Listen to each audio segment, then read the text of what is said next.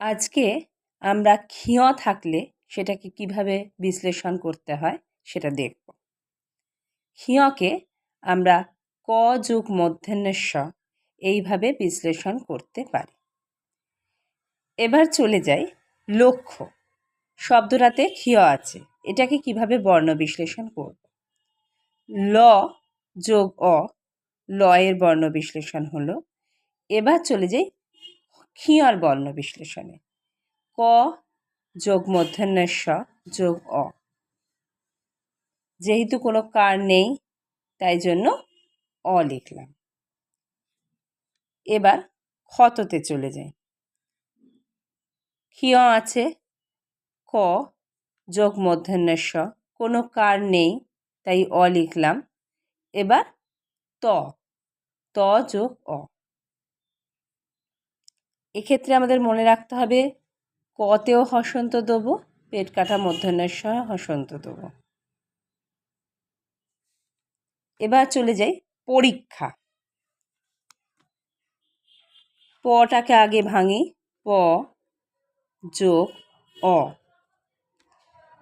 এবার চলে যাই রয় দীর্ঘই আছে, রয় দীর্ঘই কার, র যোগ দীর্ঘই। এবার ক্ষিয়টাকে ভাঙব, ক যোগ মূর্ধন্যের ষ, আকার আছে, ক্ষিয়য় আকার আছে, তাহলে আমরা আ লিখব। এবার চলে যাই চক্ষু। চ যোগ অ, চ হয়ে গেল।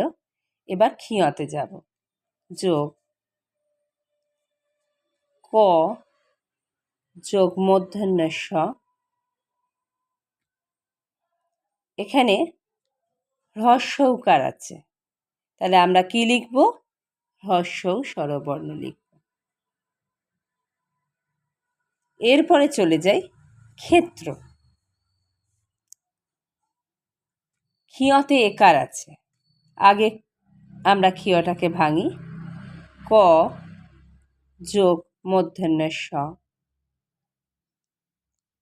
এবার একারের জন্য ই। এবার তয়ে রফলা আছে, আমরা আগে রফলার কিভাবে বিশ্লেষণ করতে হয় শিখেছি, তাই সেটাই করব। ত যোগ র, কোনো কার নেই তাই অকার।